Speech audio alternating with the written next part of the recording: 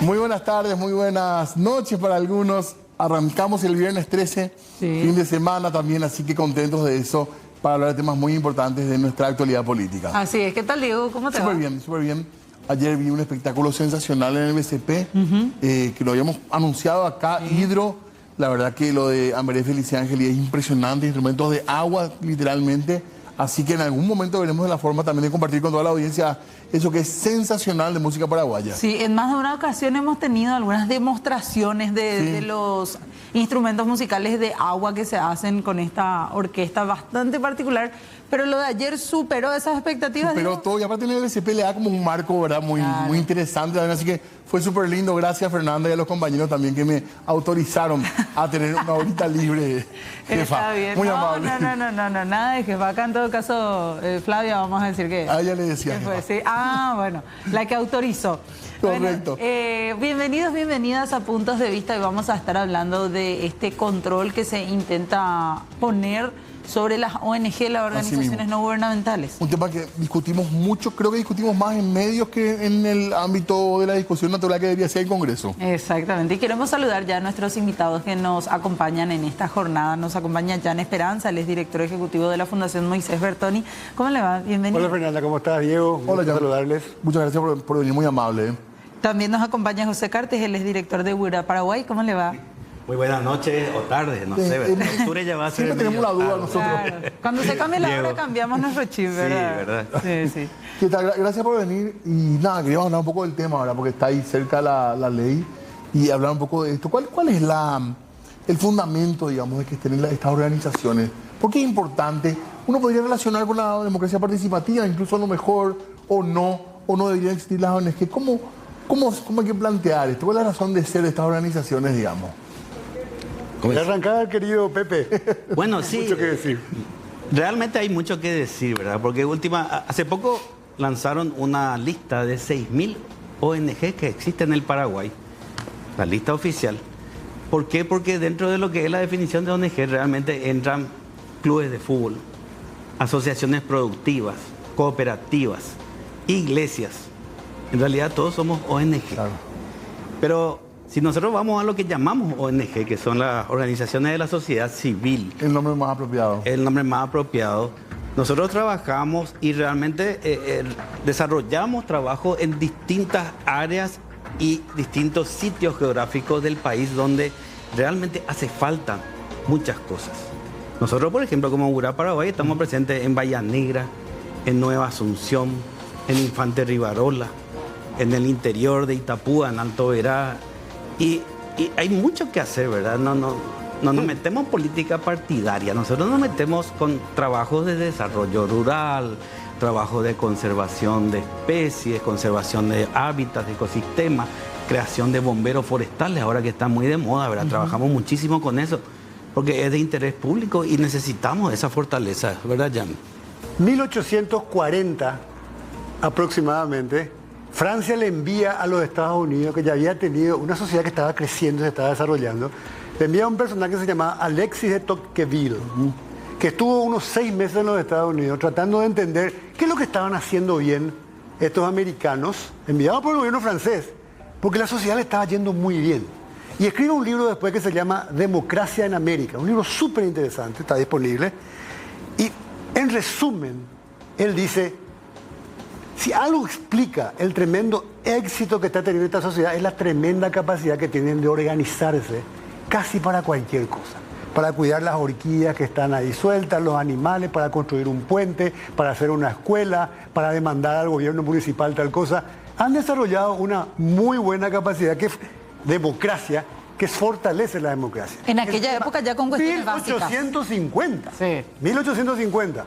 Entonces, el tema de la organización de la sociedad civil en general, el hecho en sí de organizarse, de juntarse en pos de algo, es algo consustancial con la democracia.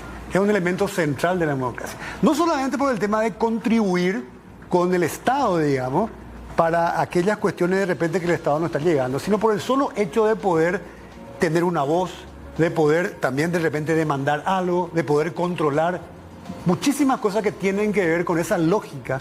Genera confianza, genera lazos, genera eso se llama capital social, fortalece el tejido de la sociedad.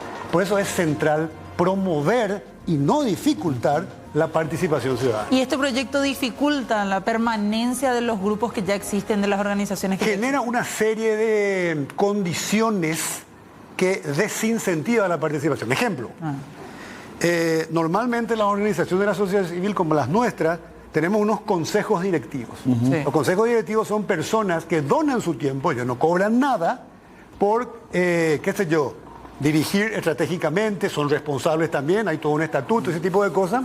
Bueno, esta ley establece multas que son absolutamente desproporcionadas, absurdas. Una persona del consejo directivo puede ser multada hasta unos $190.000 por un problema o una falla administrativa, que además genera una enorme carga administrativa a las organizaciones. Hay que enviar informe de cada factura que yo le contraté a cada persona, algo que no tienen otros sectores. Es realmente algo tomado de los pelos. Y si no lo haces bien, bueno, vos podés estar sujeto, esa ya es la máxima multa. Y a la organización más de $300.000. Es absurdo. ¿Cómo surge esto, ustedes creen? Porque se habló mucho de eso, ¿verdad? Que no es una ley que fue totalmente pensada solamente en Paraguay, sino que hay como un modelo en distintos países que se ha repetido esto. ¿Ustedes creen que esto viene de algún lugar en particular, de algún sector en particular? ¿De dónde sale? Eso sería más peligroso, Diego, porque leyes muy similares existen en Nicaragua, existen en Venezuela, existen en Guatemala, existen en Rusia.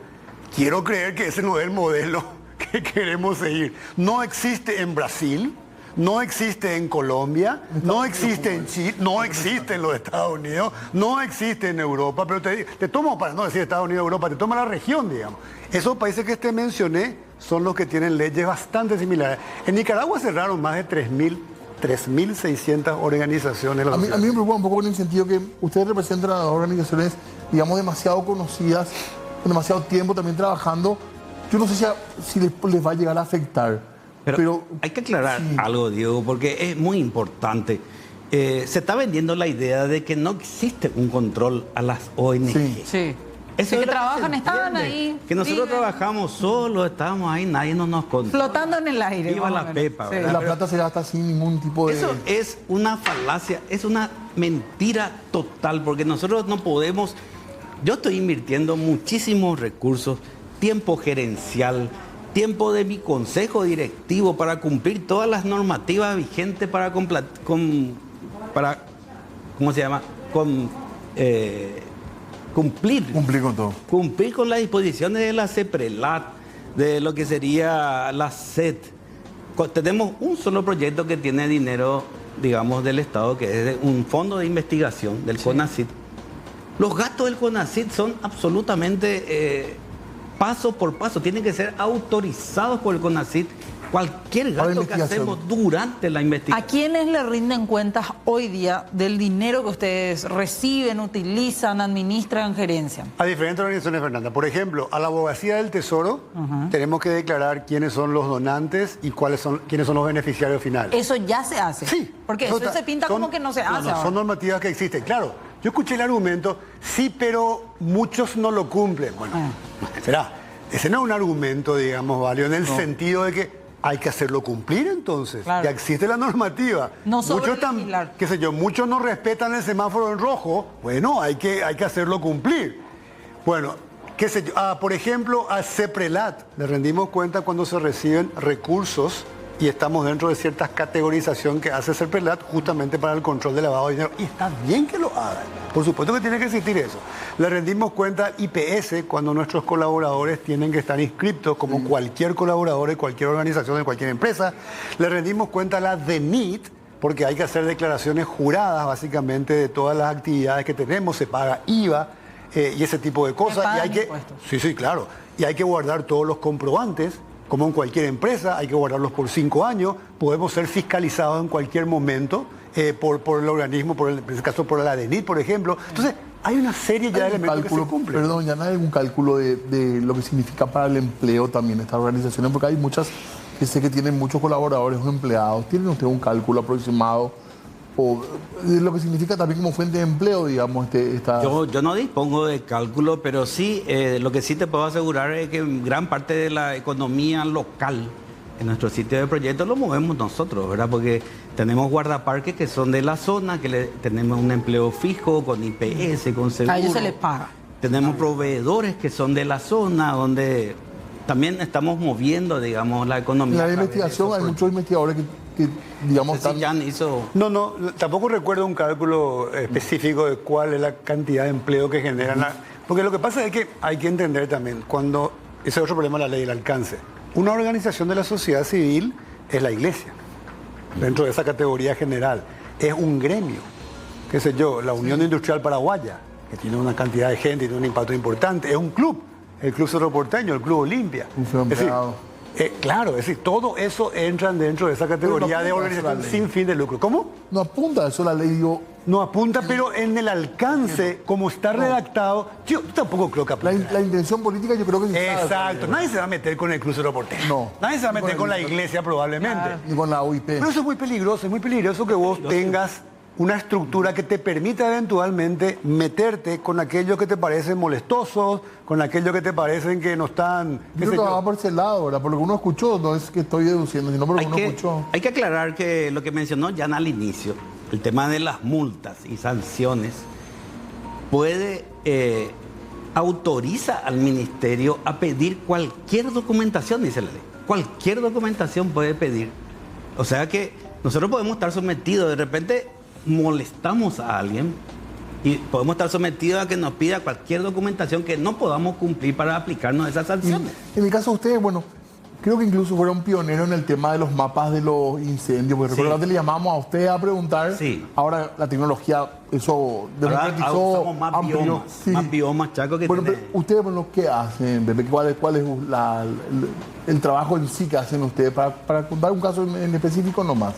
Escucha, estamos metidos un poco en todo, ¿verdad? Pero trabajamos siempre en 3 líneas, ¿verdad? Conservación de especies, conservación de paisaje y conservación de sitios. Lo que vos mencionabas del monitoreo satelital lo iniciamos en el año 2011. Hoy en día esos mapas están en Más Biomas Chaco, ahora Más Biomas Paraguay, donde uno puede encontrar una colección de mapas de uso del suelo durante muchos años. Desde el año 85 hasta el año 2023 vas a poder encontrar esa clasificación de uso del suelo de todo el Paraguay. ¿Qué lo iniciaron ustedes con Gura? Lo iniciamos con diversos proyectos, entre ellos TNC, también participó WWF, colaboramos mucho, ¿verdad? Eso sí, tenemos esa sinergia que mencionó. Y con los organismos del Estado que se encargan del área como el MADES, por ejemplo, ¿cómo trabajan?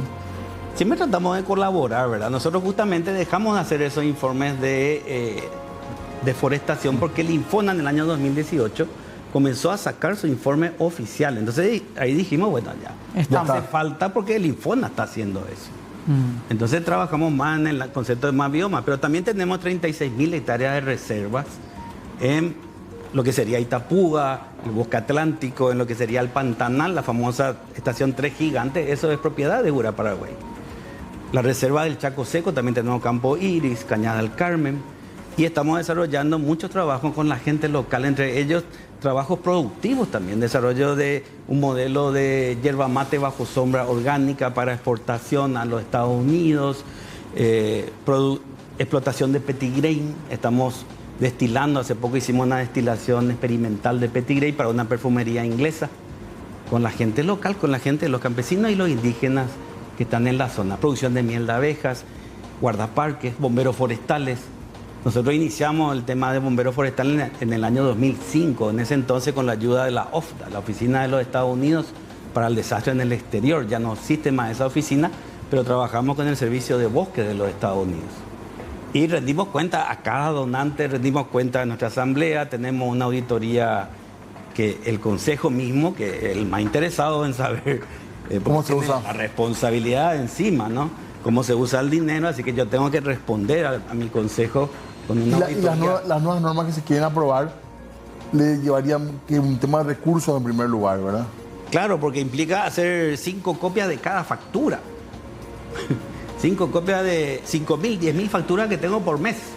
No, pero además de eso, Diego, si vos sos miembro del Consejo de Administración y yo soy tu abogado, te recomendaría, evalúa un poco salir, porque te estás sujeto, ¿no? ¿Cómo va a controlar cada factura? $190.000 o menos. No, claro. Muy discutida también, entonces, esto te genera directamente un incentivo o un desincentivo a que vos permanezcas o continúes en eso. Y hay un punto que es muy, muy crítico, que dice la ley que también estamos sujetos a expropiaciones. A expropiación. Yo tengo área de reserva, yo manejo 36.000 hectáreas de reserva. Nosotros 70.000. 70.000 tiene la fundación. ¿Qué pasa si un funcionario con mala fe dice, ¿por qué no disponemos de estas tierras? Pero no se establecen condicionamientos para hacerlo. No son nada claros.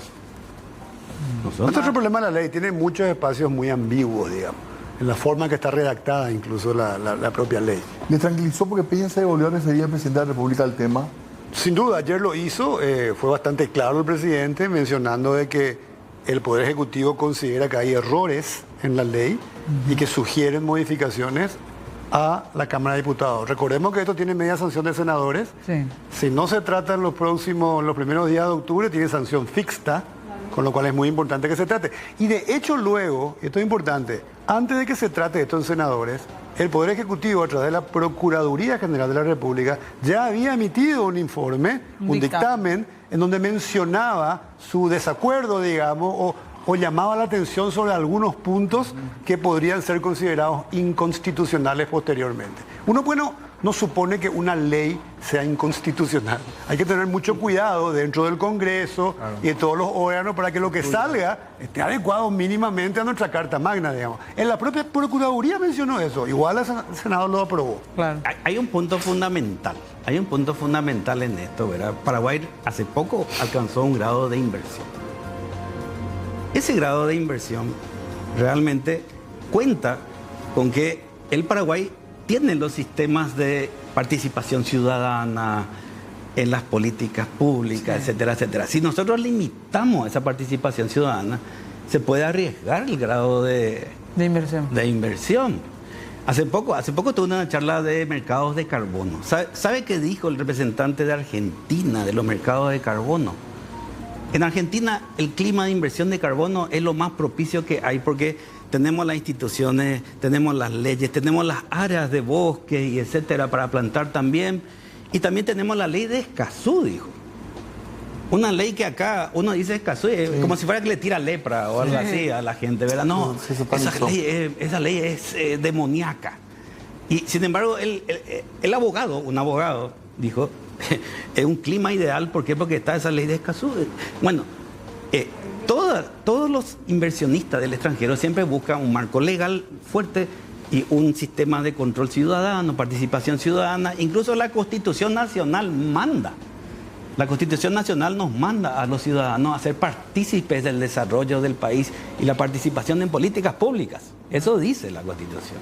Ahora, hay instituciones y hay, bueno, en el caso del procurador creo que ha sido claro, ¿verdad? Que él está en Peña también ahora. Sí. La Iglesia Católica también se manifestó, ¿verdad? Totalmente, se manifestó el cardenal lo dijo también claramente, su preocupación por los alcances de esta ley.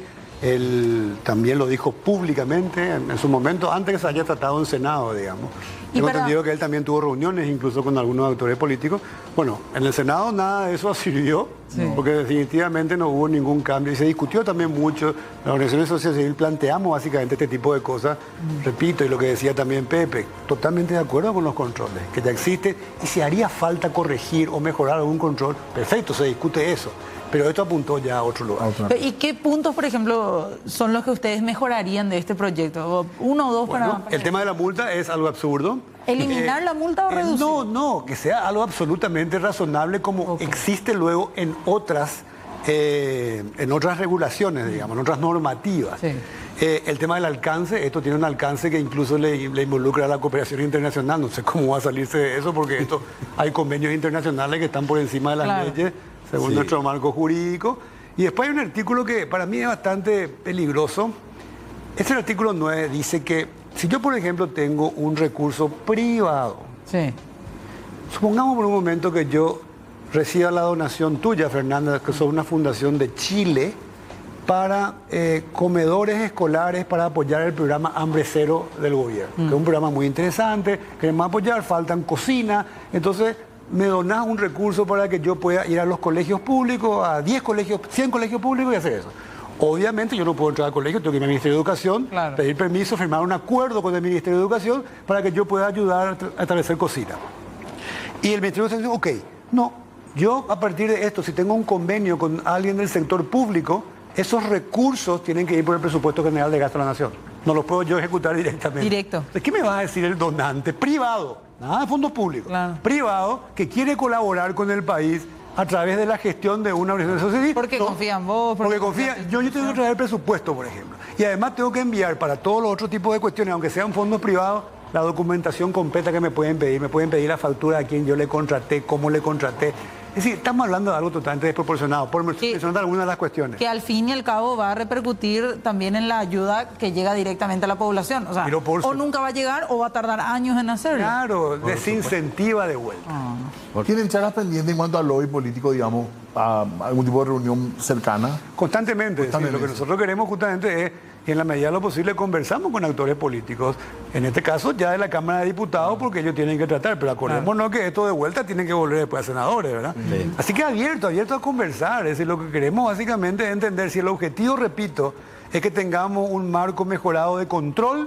Perfecto, discutamos cuáles son los controles que ya existen, qué es lo que está fallando, qué más se puede tener. Claro. Y eso abierto, de seguir discutiendo, ¿verdad? Entonces, para ir cerrando, ¿alguna reflexión más? Nada más, ¿verdad?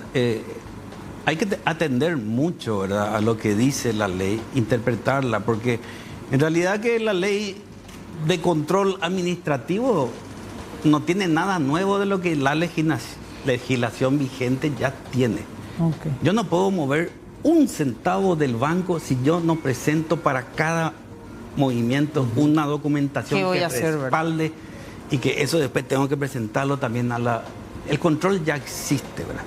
A no ser que sea un control político, lo cual yo lo veo muy peligroso, ¿verdad? ¿Por qué? Porque nosotros estamos llamados a hacer políticas públicas. No estoy hablando de campañas de elecciones y políticas partidarias. Eso es absolutamente...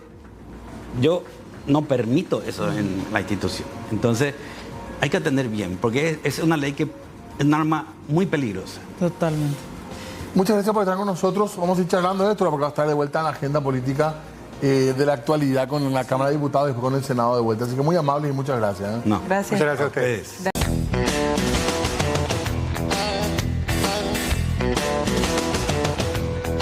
Muy bien, seguimos nosotros informando.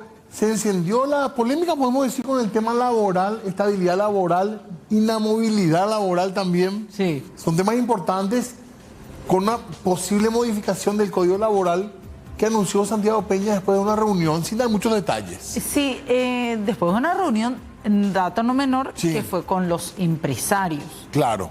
Y muchos, la lectura que hacen es de una intención más que nada de congraciarse con ese sector. Es por eso que lo anuncia ahí. Fue la sensación que quedó, sobre todo por un tema que cuesta presentar como una ventaja para los empleados. Sí. O puede decir muchas cosas, no, al final nadie se queda, pero cuesta de entrada decir, le vamos a contar un nuevo derecho laboral, vamos a sacar la estabilidad. Cuesta presentar así. Claro, ¿qué clase de estabilidad es sacarte un derecho ya adquirido? Claro, ahora que digan, no, con esto vamos a fomentar más empleo, por ahí por ese lado podríamos entender, no digo apoyar ni creer, pero por entender el discurso. Por de pronto esto, quieren sacar la estabilidad laboral, quieren de 10 años, se entiende, sí, la permanente. Claro, pero no retroactiva. No, y esa es una discusión también, Fernanda, ¿Pero por qué va a ser retroactiva? Algunos dicen, yo no es que lo que yo opino, porque escuché decir nomás a una gente que entiende el tema, decía, no, la estabilidad es un derecho en expectativa, no es un derecho adquirido ya por el trabajador. Por eso... ¿Cómo es en expectativa, Diego? Que es algo que vas a llegar en algún momento, pero no es que ya tenés el derecho. Ok. O sea que en este caso... Sí, todavía no tengo 10 años. Claro.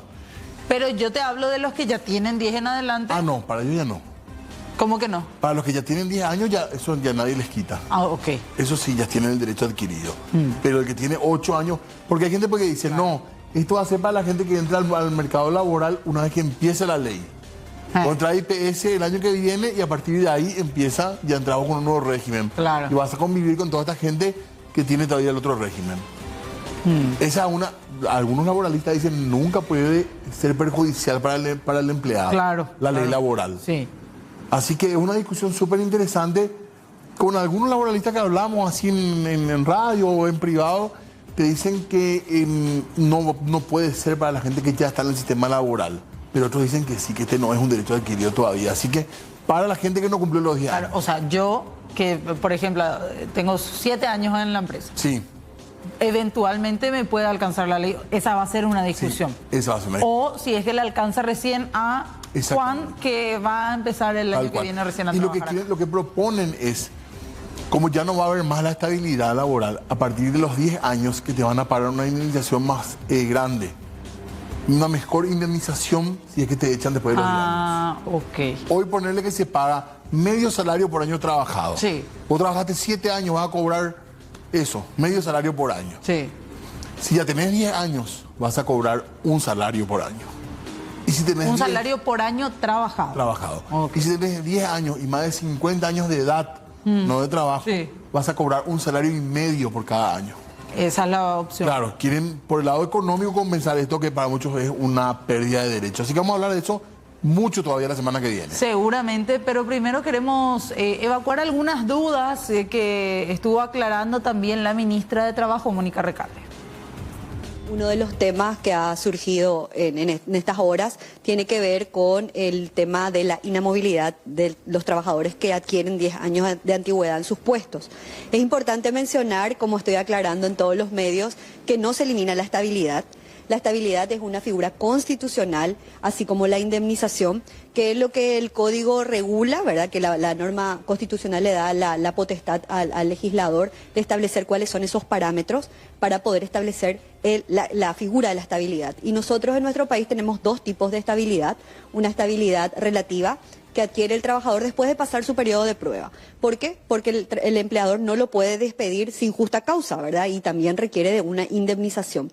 Pero la segunda normativa es que adquirido los 10 años de antigüedad, el empleador ya no lo puede despedir, sino a través de un juicio en lo laboral, donde se inicia un proceso de suspensión de trabajo. ¿Y qué ha pasado en los últimos años a través de esta norma? Que si bien parecía tuitiva, ha generado un efecto adverso realmente a la trayectoria laboral de todos los trabajadores. Los trabajadores, hemos visto estadísticamente y vimos también en los registros de las jubilaciones del IPS, que muchos y en gran proporción son despedidos a partir de los 8 años y medio, 9 años, más afecta a las mujeres, ¿verdad? Por sobre todo esta situación. Entonces, pusimos en la mesa y pusimos en la agenda la protección de ese empleo, ¿verdad? La retención de ese empleo, de que el trabajador no porque haya adquirido 8 años, 9 años y medio, sea despedido, ¿verdad? Para evitar justamente el tema de los 10 años, sino lo que queremos es que el trabajador continúe su trayectoria laboral. ¿Por qué? Porque un trabajador que tiene 8 años en una empresa, ¿por qué es, verdad? Es porque se ha profesionalizado, porque tiene la confianza del patrón, también porque tiene una trayectoria importante dentro de la empresa. Sin embargo, muchas veces, muy a pesar también de los patrones, se ven obligados a despedir, y es una práctica muy habitual que nosotros vemos acá dentro de las oficinas del trabajo, y también de los acuerdos individuales que se llegan de mutuo acuerdo, ¿verdad? Este tipo de despidos. Entonces, lo que pretende no es eliminar la estabilidad, sino la retención del empleo, que lastimosamente esta norma ha impedido la continuidad y las trayectorias laborales, y proteger por sobre todo la continuidad de ese trabajador en la empresa, ¿verdad?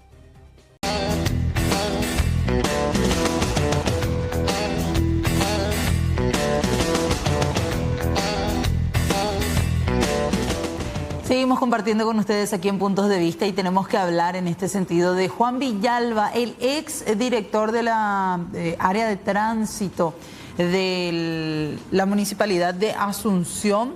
Deberá volver a la cárcel, así lo dispuso el juez Osmar Legal, quien revocó las medidas alternativas dispuestas a favor de Juan Villalba, el ex titular de la Policía Municipal de Tránsito y posteriormente director del Mercado 4 de Asunción. El juez legal ordenó la captura de Juan Villalba en el marco de la causa que soporta por violencia familiar, debido a sus planteamientos que fueron meramente dilatorios en la causa. El mismo ya fue derivado hasta el Departamento de Judiciales para su remisión a una penitenciaría.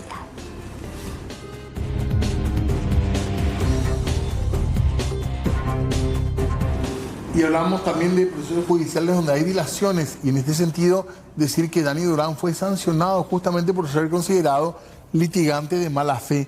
La Cámara de Apelación ratificó la validez de la sanción aplicada por la jueza Cintia Lovera al acusado Dani Durán. Este fue declarado como litigante de mala fe por reiteradas acciones dilatorias en la causa Mosipar. Fue sancionado con 35 días de multa, alrededor de 4 millones de guaraníes. Y hablemos del intendente de Ñemby, Tomás Olmedo. Hace unos días ya era noticia, pero en el ámbito partidario, porque empezaron a pelearse en la previa de pleno aniversario de la ANR en esa ciudad cuando él llegaba a un acto político. Ahora, en el ámbito judicial, ratifican el proceso en su contra.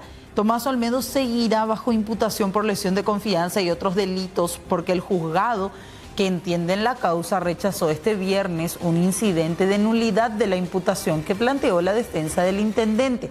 Recordemos que Olmedo está procesado por un perjuicio de 700 millones de guaraníes en obras de empedrado desarrolladas de manera aparentemente irregular. De esta manera, continúa la causa contra el intendente de la ciudad de Ñemby y otras personas de su entorno. Noticias del ámbito presidencial también, porque se aguarda la visita de Bukele al Paraguay. Se va a reunir con Santiago Peña. Atención con esto que se confirmó: el presidente de El Salvador, Nayib Bukele, realizará una visita oficial a Paraguay el próximo 3 de octubre en el marco de una gira que va a emprender por varios países de Latinoamérica. En ese sentido, Bukele va a protagonizar un encuentro con el presidente argentino Javier Milei o de la ceremonia de investidura, quien logró su reelección en el cargo en los comicios presidenciales del pasado 4 de febrero.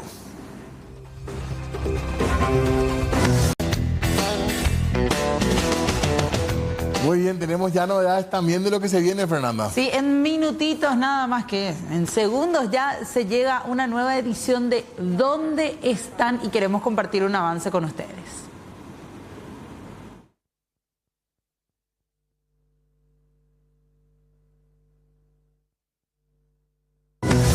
Del 2010 al 2023 tenemos más de 30.000 personas desaparecidas. Una forma de trata de personas porque es explotación laboral, riesgo. ¿Dónde están? Los estamos buscando. Viernes, 20 horas por C9N. Imperdible ¿Dónde están? Sí, señor, ya se llega en segunditos nada más. Por nuestra parte es todo. Hasta el lunes y gracias a todos los compañeros y compañeras que tanto trabajaron para que nosotros podamos informar desde acá. Es así, señor. Que tengan buen fin de semana. Chao, chao.